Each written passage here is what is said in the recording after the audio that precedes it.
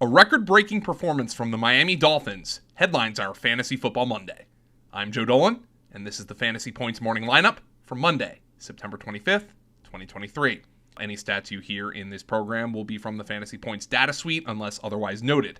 The data suite is, as I've mentioned, 75% off for the entire 2023 NFL season over at fantasypoints.com, and you can check it out with a free 7-day trial. Moreover, if you want to subscribe to a content package, use code GURIFIC25.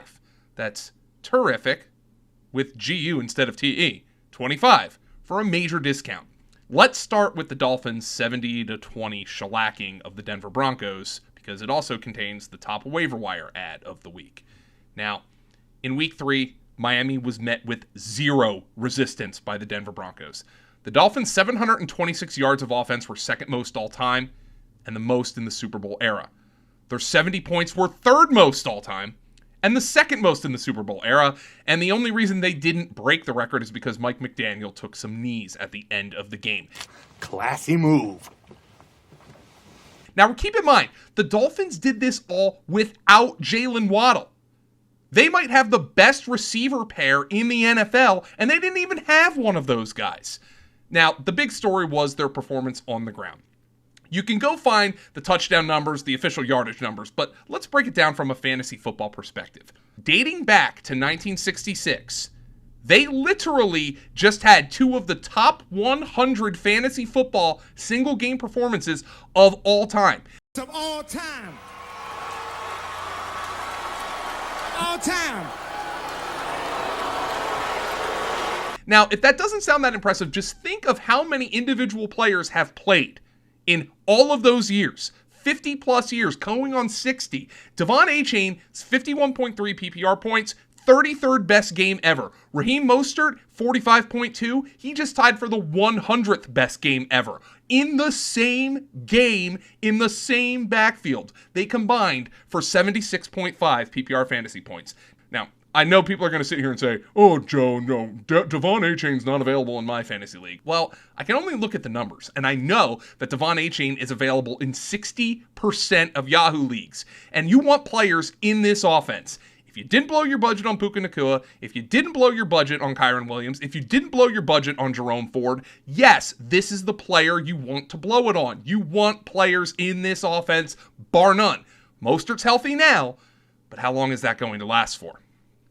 But let me take a step back and just talk about this Denver Broncos performance. One of the worst things I have ever seen. And I've got to say, in all honesty, it's the biggest piece of dog shit. 70 points surrendered.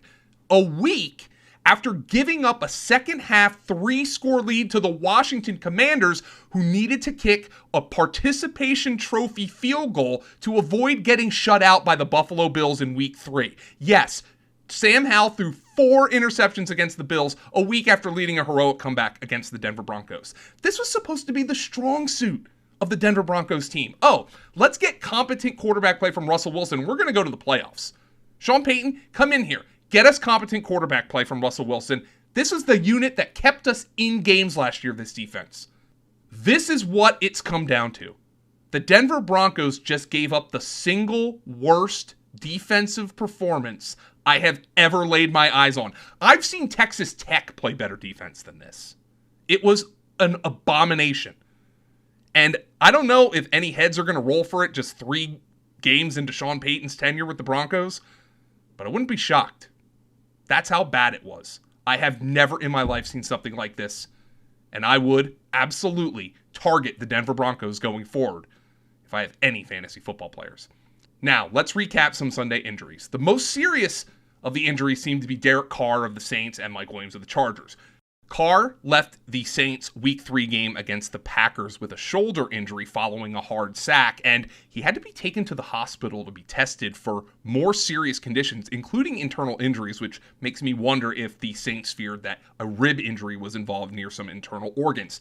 But per Ian Rappaport of NFL Network, it is not as serious as first feared for Derek Carr, and that's good news for the Saints because they didn't score after Derek Carr left the game with Jameis Winston at quarterback and surrendered a 3-score fourth quarter comeback to the Packers, who won that game 18-17. Now, Carr is expected to miss some time, and certainly Jameis Winston isn't like Zach Wilson, where I don't trust him to get the ball to his receivers. Chris Olave had a big game, and I think Jameis Winston can get the ball to the Saints receivers, so it's not a huge deal for fantasy, but they did not score after Derek Carr left the game, so the Saints, that is a huge blow if he has to miss any time.